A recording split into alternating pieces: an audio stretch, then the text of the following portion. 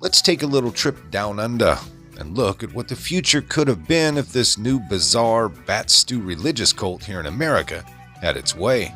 Australian Wu Flu camps are open for business, and business has been good. Well, until the escapes began, of course. 3 Aboriginal teens, ages 15, 16, and 17, broke out of the Howard Springs Wu Flu camp around 4:30 a.m. local time last Tuesday. They jumped the fence and headed for the hills, like any sane person would.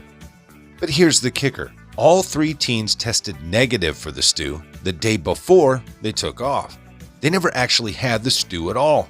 They were locked up for, quote, coming into contact with someone who actually had it. The 3 teens are from Catherine, and don't get that confused with Karen, it's easy to do.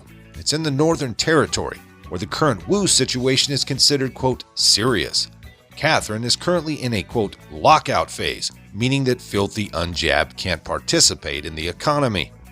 Most of the area is also in a lockdown phase, which means even more insane rules, one of which is that people are permitted to exercise outside for 1 hour per day, but must remain within 5 kilometers of their homes. So Australian cops, the modern-day Gestapo, set up checkpoints and searched car trunks for the teens. You'd think mass-murdering cannibals had escaped. It seems a little North Korean-ish, if you ask me. And on that note, and don't get me wrong, I don't know a lot about Australia, but I thought I remember them having a lot of issues with China, at least before the whole pandemic came out. For having such issues with the Chi-Coms, they sure are acting exactly like them.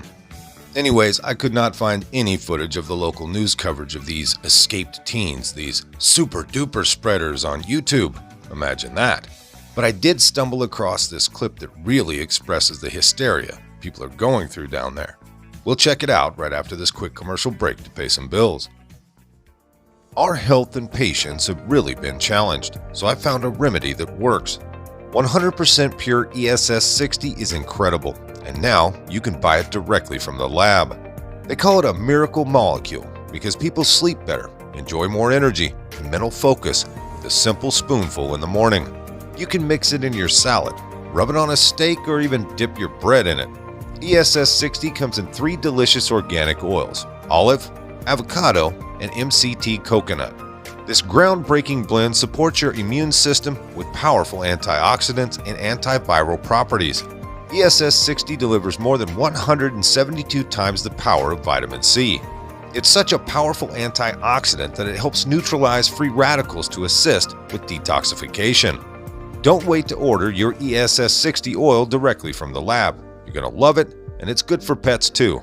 Get $10 off today at www.c60evo.com/conservative resurgence. That's www.c60evo.com/conservative resurgence, or click that link in the description box. The Gold Coast is once again in the grip of a COVID scare, with the latest case involving an unvaccinated 17-year-old boy who presented to the emergency department with a headache. He's a close contact of someone who allegedly border hopped from New South Wales. The second case is a woman in home quarantine. And then there's a third, a COVID-positive truckie who visited a Bundaberg supermarket on Thursday and a Caboolture travel centre the same day. He's in quarantine in New South Wales. Our only protection is to get vaccinated.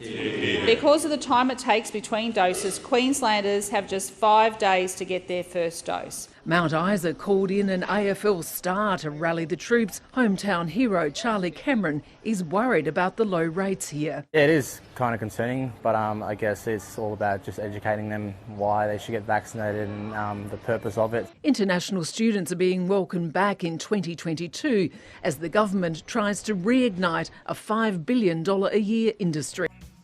Okay, so back to the escaped fugitives. The 3 defiant teens were captured and returned to the Australian Uyghur camp, where they now face the possibility of spending more time, believe it or not, even though authorities believe they didn't come into contact with anyone while they were on the lam. They are looking at fines of up to $5,024.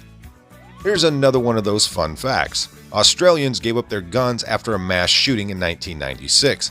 Hundreds of Aborigines from Catherine have been flown into Howard Springs camp just for coming into contact with someone who was bat stew positive. Okay, so all of this even though 77.88% of Catherine residents have been fully vaccinated and 87.65% have been partially vaccinated as of November 17, 2021. Northern Territory Chief Minister Michael Gunner, that's right, Gunner, wasn't happy when asked about the escape. Quote, "The health risk of the community was very low, so that does give cause for comfort, but there is absolutely no excuse for the actions of these three this morning." Unquote. Funny, if I recall, according to the science, which still holds true even in Australia, there is absolutely no reason for locking up teenagers simply for coming into contact with someone who has had or does have the Wu flu. You see, teens aren't threatened by it, and very few die from it at all. Escaping, in my opinion, isn't only excusable, it's practically a damned duty. Speaking of escaping, a 27-year-old absconded last week. A driver passing by saw the man climbing a fence and gave him a ride to the party district of the nearby town of Darwin. He was busted in a bar and returned to the camp where he too tested, you guessed it, negative for the damn virus. A 33-year-old woman escaped in January but was nabbed 15 minutes later. She was hit with the aforementioned $5,024 fine. Australians have seen some of the most draconian lockdowns in the entire world. They've also had some of the most violent police reactions to Bat Stew protests. What I'm wondering is, where is the squad with all their defund bullshit when you need them? Anyways, a new Australian law would impose a $22,000 fine for merely attending a protest. So, what have we learned? We now know that Australia is locking people up in Bat Stew camps just for coming into contact with someone who has the stew.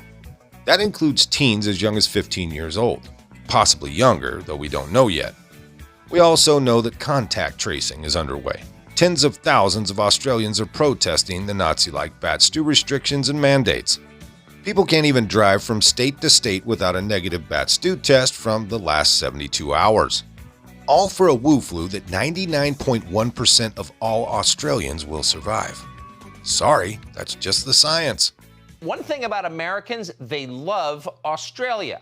Most Americans have never been there. It's an awful long way away, but when Americans think of Australians, they imagine a freer, tougher version of themselves. Steve Irwin, Crocodile Dundee, that kind of thing.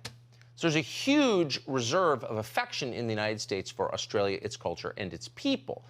It's also possible that most Americans, us included, have not updated our assumptions about Australia in a while, and the modern reality is a little different from what we imagine. Case in point, 2 years ago, June 2019, the federal police in Sydney raided the offices of the Australian Broadcasting Corporation, that's the state broadcaster, ABC. They weren't at all unclear about why they were raiding the offices. They said it out loud. Just days before the raid, ABC broadcast allegations from a whistleblower that embarrassed the government of Australia. This whistleblower said that Australia's military leaders had killed civilians in Afghanistan, including children, and had lied about it. The ABC broadcast that story. It wasn't a crime to broadcast the story, and Australia's federal police didn't pretend it was. Instead, they served the broadcaster with a warrant that authorized them, the police, to cover up any evidence of the Australian military's misconduct. Think about that for a minute. The warrant, and we're quoting it, allowed police to, quote, add, copy, delete, or alter any material they wanted to alter on the broadcaster's computer. That's not the kind of thing that happens in a free country, to put it mildly. And yet Australia's military and police forces never suffered any consequences for doing it. In fact, many Australians, the poll shows, supported it. They rewarded their military with hundreds of millions of dollars in new spending. Most of that money was intended to keep Australians safe from the malign influence of Chinese authoritarianism, even though that seemed a lot like Chinese authoritarianism itself. 2 years later, what does Australia look like? Well, it looks a lot like China did at the beginning of the pandemic. That's the sad truth. We showed you those pictures from China at the time. People being welded inside their apartments to starve. The guys in hazmat suits forcing people into quarantine boxes and then driving away to some unknown destination. At the time, our public health officials, including Tony Fauci, told us that nothing like that could ever happen in our country or in the West. But that was wrong, because those things are now happening in Australia. This is what happens in Australia, for example, if you try to leave your apartment. Anthony Karam knows he's COVID positive when he steps into this public lift, already breaking so many rules he doesn't bother to cover his mouth as he sneezes and splutters. The 27-year-old is still infectious but has gone missing from his Wentworth Point apartment.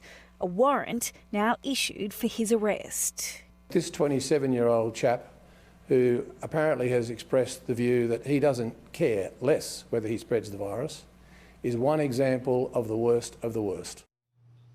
So a national manhunt for a man who sneezed in an elevator. That's the state of play in modern-day Australia. Not everyone in the country is on board with this, but since Australians were completely disarmed by their government several years ago, there's precisely nothing they can do about it, so it's accelerated. Some of this came by way of PJ Media. If you liked it, hit that like button. Subscribe if you haven't. Leave a comment down below. There's a PayPal link in the description box, so please put $1 in the bucket on the way out the door. I'd like to thank everyone for all your donations. They're much needed and much appreciated. Now, with all that being said, we'll see you next time. Come on, move. Move. Easy, easy.